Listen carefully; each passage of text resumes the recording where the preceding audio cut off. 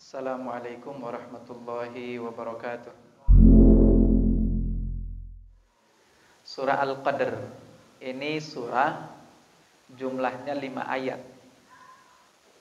Surah ini diperdebatkan oleh para mufassirin antara apakah kategorinya Makkiyah ataukah Madaniyah. Jadi sebagian mengatakan Makkiyah, sebagian mengatakan Madaniyah. Yang mengatakan surah ini adalah surah Madaniyah, mereka mengatakan surah inilah yang paling pertama turun di Madinah Al-Munawwarah. Jadi pasca hijrahnya Nabi, surah yang paling pertama turun di Madinah surah ini, surah Al-Qadr ini. Sababun nuzul dari surah ini adalah terkait dengan fenomena dari usia umat Muhammad sallallahu alaihi wasallam, di mana ketika diperlihatkan oleh Allah kepada baginda Rasulullah sallallahu alaihi wasallam tentang berapa rata-rata usia beliau, usia umat beliau, di mana dalam hadis yang lain dikatakan ma bainas sittina was sab'in, antara 60 sampai 70 tahun. Ketika itu Nabi mikir, kalau usianya hanya sekitar 60 sampai 70 tahun, itu gimana caranya umat beliau ini bisa menyaingi amal ibadah atau kesempatan setidaknya untuk beribadah yang dimiliki oleh umat-umat sebelum umat beliau. Mereka kan rata-rata panjang-panjang usianya, umat Nabi Muhammad sallallahu alaihi wasallam. Rata-rata panjang-panjang usianya. Rata-rata panjang-panjang usianya umat-umat sebelum Nabi Muhammad.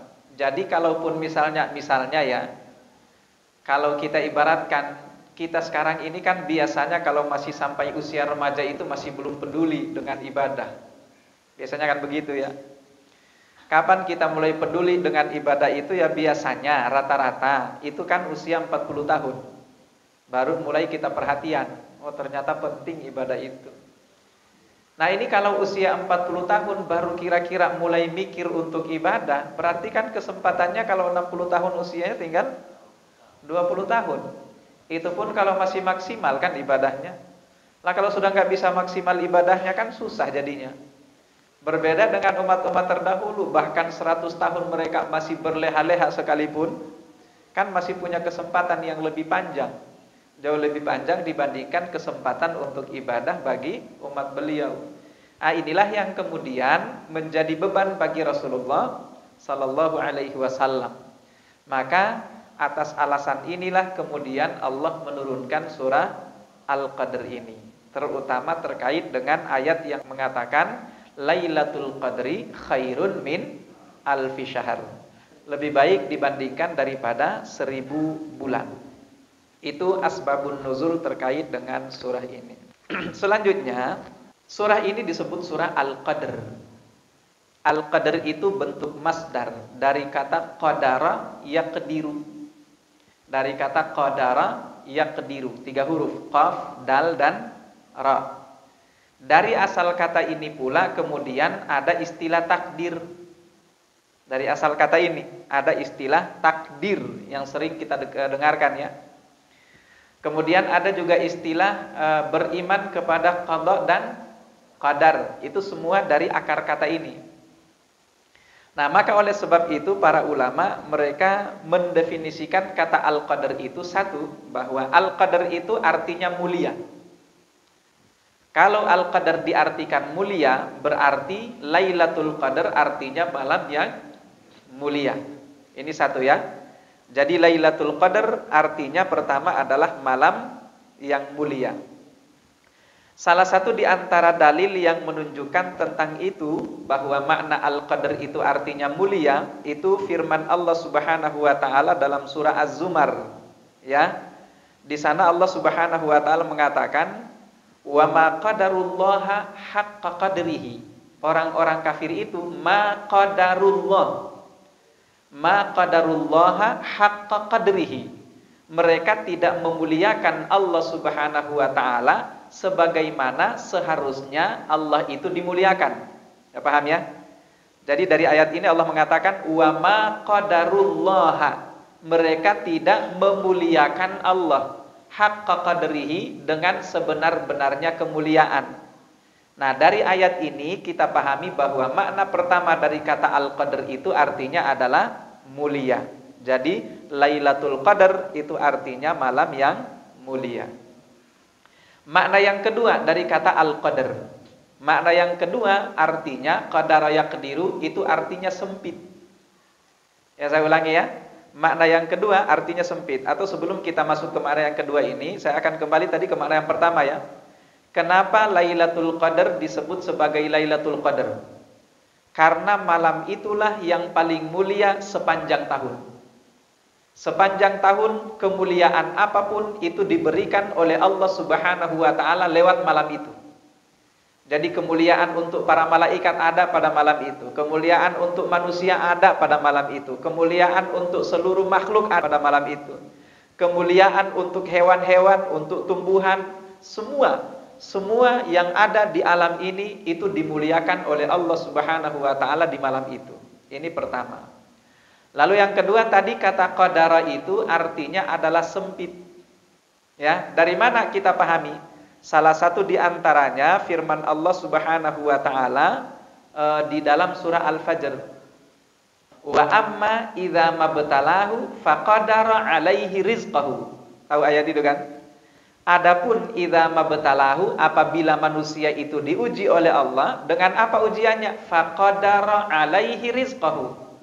Dengan qadara alaihi rizqahu, rezekinya itu disempitkan oleh Allah. Ya, jadi dengan cara disempitkan rezekinya oleh Allah, ini ayat yang menunjukkan kepada kita bahwa makna al-qadar itu juga artinya adalah sempit. Ya, mudah-mudahan bisa dipahami ya. Nah, selanjutnya pertanyaannya, kenapa dia disebut sebagai malam sempit? Berarti kan kalau qadara itu artinya sempit, berarti Lailatul Qadar artinya malam yang sempit. Nah, pertanyaannya kenapa disebut sebagai malam yang sempit? Nah, para mufassirin menjelaskan itu karena pada malam itu seluruh bumi ini, permukaan bumi ini itu penuh sesak dengan para malaikat yang turun dari langit. Bisa dipahami ya? Jadi sempit jadinya bumi ini. Seperti dijelaskan di salah satu di antara ayatnya di sini, yaitu ayat keempat, tanazzalul malaikah. Pada malam itu para malaikat itu tanazzalu. Tanazzalu itu artinya turun dengan berbondong-bondong. Maka karena para malaikat turun dengan berbondong-bondong, pada malam hari itu bumi ini penuh, bumi ini sesak dengan kehadiran para malaikat, sehingga dia disebut sebagai Lailatul Qadar, yaitu malam yang sempit. Ini makna yang kedua. Lalu makna yang ketiga, Al-Qadar itu artinya adalah ketetapan.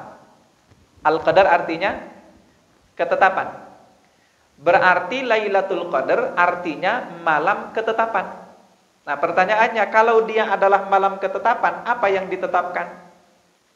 Nah, yang ditetapkan itu para mufassirin mengatakan, yang ditetapkan itu adalah seluruh apa yang akan terjadi dalam kehidupan umat manusia 1 tahun ke depan. Bisa dipahami ya? Jadi istilahnya ini adalah menentukan takdir manusia itu yang akan terjadi 1 tahun ke depan. Kira-kira ada yang bakalan bisa berubah apa enggak? Ini kira-kira akan tetap seperti ini apa enggak? Itu ya, jadi takdir 1 tahun ke depan itu ditentukan oleh Allah Subhanahu wa taala melalui para malaikatnya pada malam Al-Qadar itu, Lailatul Qadar itu. Makanya dia disebut sebagai Lailatul Hukum, yaitu malam ketetapan hukum bagi setiap umat manusia. Nah, ini bisa kita pahami berdasarkan firman Allah Subhanahu wa taala di dalam ayat yang lain. Allah katakan fiha yufraqu kullu amrin hakim. Fiha yufraqu kullu amrin hakim. Pada malam hari itu yufraqu, dipilah-pilah, dipisah-pisah, ditentukan kullu amrin, setiap urusan, hakim, dengan cara diputuskan. Itu artinya sekali lagi memutuskan takdir dari setiap anak manusia itu untuk skala setiap tahunnya, itu adalah pada malam Lailatul Qadar itu. Ini 3 makna dari kata Al-Qadar itu sendiri. Nah, selanjutnya kita akan langsung masuk ke isi kandungan daripada surah ini. Allah Subhanahu wa taala memulai firman-Nya, mengawali surahnya dengan mengatakan inna anzalnahu fi lailatul qadar. Inna, sesungguhnya kami. Inna itu diingat, inna sesungguhnya kami. Itu dari kata innana, disingkat menjadi inna. Dua kata sebetulnya itu ya. Kata pertama inna. Apa artinya inna? Sesungguhnya, paham itu ya. Kemudian na itu di situ artinya nahnu, kami. Jadi inna itu gabungan dari innana, yaitu sesungguhnya kami. Nah kita lihat, jadi inna sesungguhnya kami. Ini sebetulnya sudah pernah kita jelaskan. Kenapa harus menggunakan kami? Bukankah yang menurunkan itu Allah? Kenapa menggunakan kata kami? Karena yang menjadi pelaksana dari setiap apa yang ditetapkan oleh Allah itu adalah para malaikat. Kira-kira gitu ya. Selanjutnya inna, sesungguhnya kami anzalna, menurunkan. Nah, di sini Allah menggunakan fi'il madhi, kata kerja lampau. Kalau kata kerja lampau artinya sudah terjadi. Nah, kalau bentuknya mudhari, sedang berlangsung atau akan datang, itu bukan anzalna tapi nunzilu. Nunzilu. Di sini bukan nunzilu tapi anzalna, bentuknya lampau. Pertanyaannya, apa yang diturunkan? Al-Qur'an. Pertanyaan berikutnya, surah ini turun, apakah seluruh Al-Qur'an sudah diturunkan oleh Allah? Belum. Tapi Allah katakan inna anzalna dalam bentuk lampau, berarti kan artinya sudah. Dan kemudian Allah katakan fi lailatul qadar, di lailatul qadar, malam al-qadar. Ya, kalau bisa sebetulnya nggak salah sih, nggak salah ya. Kalau Anda katakan malam lailatul qadar nggak salah, itu benar-benar aja. Cuman lebih tepat kalau Anda katakan lailatul qadar aja, kalau enggak malam al-qadar. Kenapa? Karena lailah itu artinya malam. Jadi kalau Anda katakan malam lailatul qadar, itu artinya malam al-qadar. Enggak masalah sebetulnya ya, enggak masalah, enggak apa-apa. Cuman kan lebih tepat lagi kalau seperti itu ya. Nah, artinya setidaknya menunjukkan kita paham kalau lailah itu artinya malam, ya. Baik, kita lanjut. Ini kan belum turun seluruhnya. Tapi Allah sudah menggunakan fi'il madhi, kata kerja lampau. Maka oleh sebab itu sebetulnya yang dimaksud oleh Allah dengan kami telah menurunkan Al-Qur'an ini, telah ya, sudah menurunkan Al-Quran ini pada Lailatul Qadar, malam Al-Qadar, dua maknanya. Makna pertama, Allah turunkan Al-Quran itu secara utuh, secara keseluruhan. Dari mana Allah turunkan secara keseluruhan? Dari Lauhil Mahfuz. Dari sisi Allah Subhanahu wa ta'ala. Menuju ke mana? Ila Baitul Izzah fis sama'id dunya. Di Baitul Izzah namanya. Mana Baitul Izzah itu posisinya? Di langit yang pertama. Jadi diturunkan Al-Quran itu satu kali langsung plek secara keseluruhan. Itu dari Lauhil Mahfuz di sisi Allah diturunkan ke Baitul Izzah di langit yang paling pertama. Baru kemudian dari langit yang paling pertama itu diturunkan oleh Allah Subhanahu wa ta'ala perlahan-lahan sebagai jawaban dari pertanyaan yang ada, baik itu pertanyaan dari Rasul atau pertanyaan dari para sahabat, atau sebagai jawaban dari kejadian-kejadian tertentu yang terjadi di zaman kenabian Rasulullah Sallallahu Alaihi Wasallam. Itu makna pertama ya. Jadi turun secara utuh dari Lauhil Mahfuz menuju ke Baitul Izzah.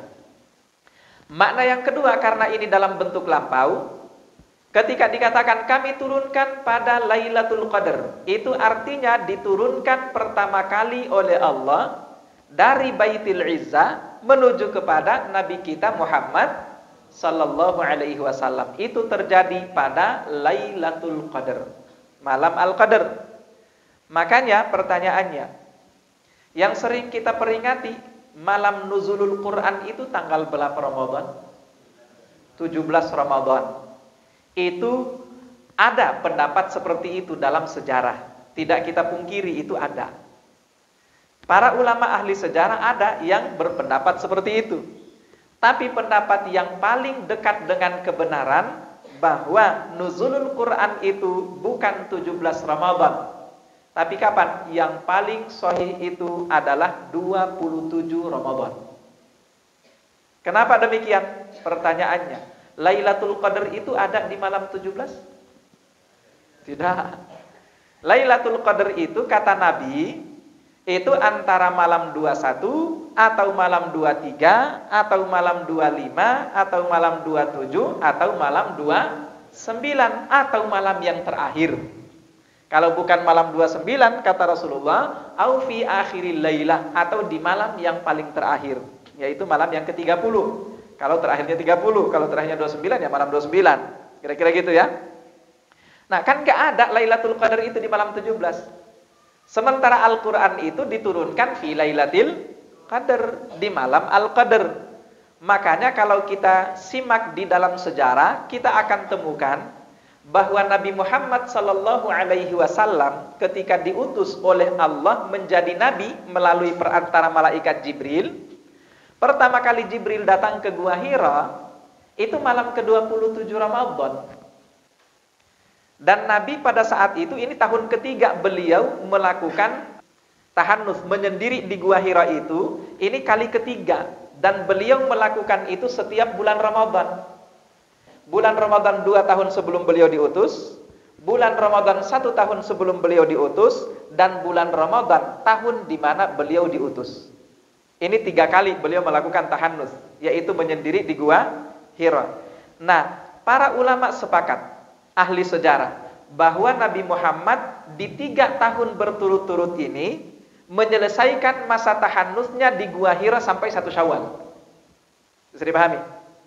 Jadi dari 2 tahun sebelum beliau diutus, setahun sebelum beliau diutus, dan tahun di mana beliau diutus, itu penuh 1 bulan Ramadan di Gua Hira. Kapan beliau turun ke Makkah Al-Mukarramah? Di hari pertama bulan Syawal, di 1 Syawal pagi-pagi. Termasuk diantaranya pada tahun di mana beliau diutus itu.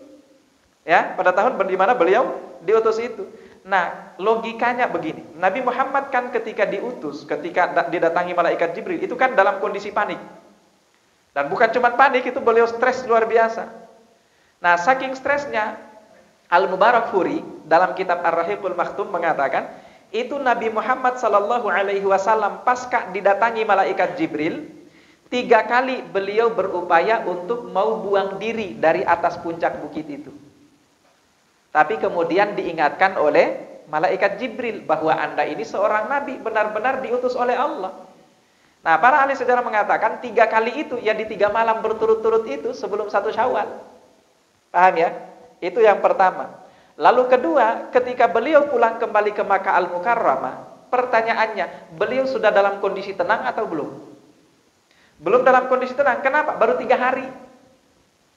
Kalau seandainya turunnya Al-Quran itu adalah malam ke-17, udah selesai itu, udah reda itu.